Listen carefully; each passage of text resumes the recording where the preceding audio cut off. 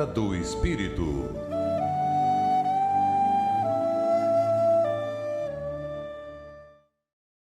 Bom dia a todos os ouvintes da Rádio Guarujá AM 1420 kHz, Florianópolis.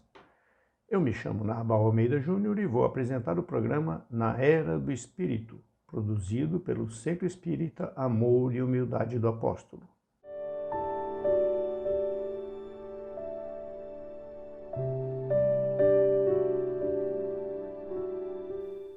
Nascer, morrer, renascer ainda e progredir sem cessar, tal é a lei.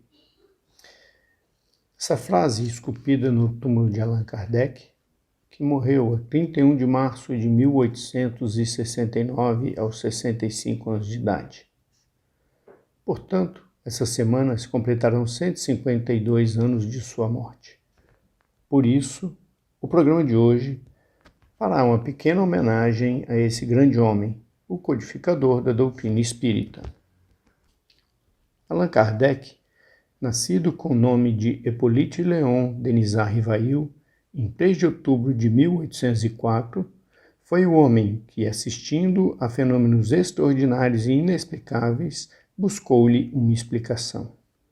Foi em Paris, na França, por volta dos anos de 1855, que muitas pessoas se reuniam para um passatempo, uma brincadeira, por pura diversão, para assistirem e participarem do que chamavam de mesas girantes ou mesas dançantes.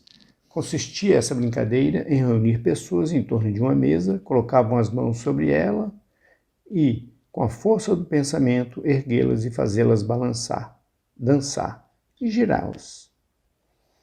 Era um fenômeno sem maiores propósitos, pura diversão, mas que chamou a atenção do nosso protagonista. Como podia aquilo acontecer? Ninguém se preocupava com isso. Kardec se preocupou e buscou explicações para o fenômeno. Pelo seu interesse científico no caso e por sua seriedade, aí cabe aqui explicar quem foi Rivail, renomado professor, conhecedor de metodologia científica, aluno de Pestalozzi, um dos maiores educadores da humanidade.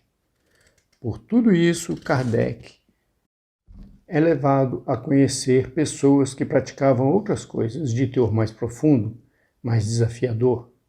Então, ele é levado a conhecer médiuns que escreviam sem saber o porquê escreviam, sem muitas vezes entenderem o que escreviam, e que passavam mensagens de formas diferentes, e que com o tempo passaram a responder perguntas. Sim, Allan Kardec perguntava e os espíritos, através destes médiuns, respondiam. Nesse ponto, entra a inteligência de Kardec, que aprofunda os temas de suas perguntas, levando-as para o sentido da moral e da criação. Usando de técnicas científicas, repete perguntas, através de cartas para médiuns situados em diferentes lugares do planeta. Num trabalho árduo, classifica as respostas pelo cunho moral e repetitivo. Quando uma mesma resposta a uma mesma pergunta, vinda de diferentes lugares e escritos por diferentes médiuns, possui alto cunho moral e semelhante significado, é então avaliada como fidedigna, verdadeira.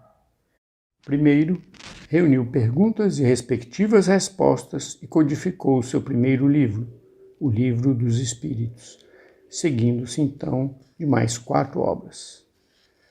Teve vários colaboradores, entre eles sua esposa, Amélie Gabrielle Boudet, que o auxiliou nesse trabalho árduo de forma incansável. A segunda obra codificada por Kardec foi o Livro dos Médiuns. Obra que esclarece e apresenta a relação entre espírito e matéria através dos médiuns, ou seres humanos utilizados como meios, podemos assim dizer. No livro A Vida e Obra de Allan Kardec, em homenagem ao bicentenário de seu nascimento, na página 82, que comenta sobre o Livro dos Médiuns, podemos ler o seguinte. Há espíritos? O espírito não é, pois, um ponto, uma abstração. É um ser ilimitado e circunscrito, ao qual só falta ser visível e palpável para se assemelhar aos seres humanos. Por que, então, não haveria de atuar sobre a matéria? Por ser fluídico o seu corpo? Mas onde encontra o homem os seus mais possantes motores, senão entre os mais rarificados fluidos, mesmo entre os que se consideram imponderáveis, como, por exemplo, a eletricidade? O terceiro livro codificado é o Evangelho segundo o Espiritismo, baseado na Boa Nova de Jesus Cristo e escrita por seus apóstolos e seguidores. Nesse livro, as passagens de Jesus são ilustradas e explicadas pelos comentários de espíritos superiores, com algumas observações do próprio Kardec. De beleza e graça incontestáveis, é um livro de puro amor, como o próprio Evangelho.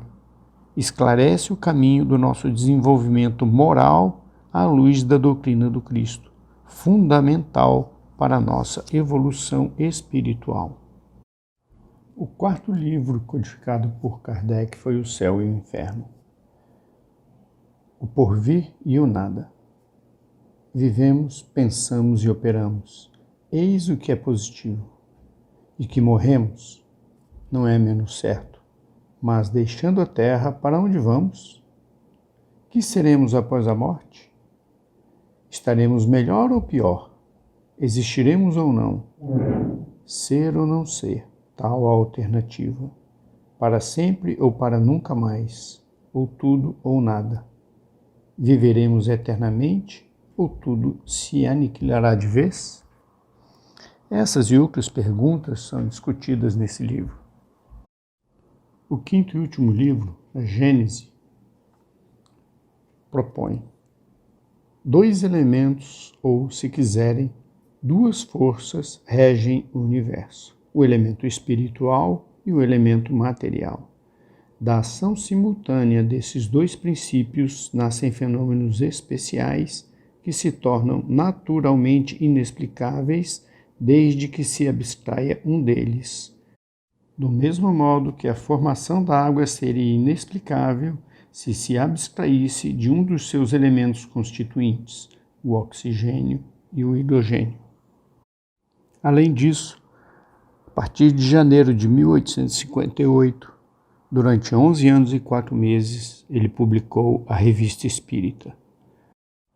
Numerosas questões apenas afloradas nos livros da codificação, que não podiam abranger tudo, nem tudo detalhar, são amplamente tratadas na revista, com todos os seus pormenores e exaustivamente analisadas.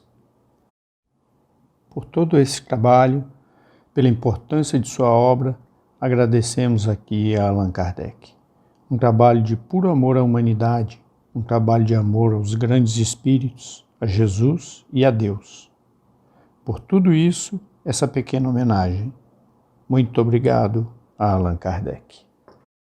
Ficamos por aqui. Muito obrigado, meu caro ouvinte, e até a próxima. Grande abraço.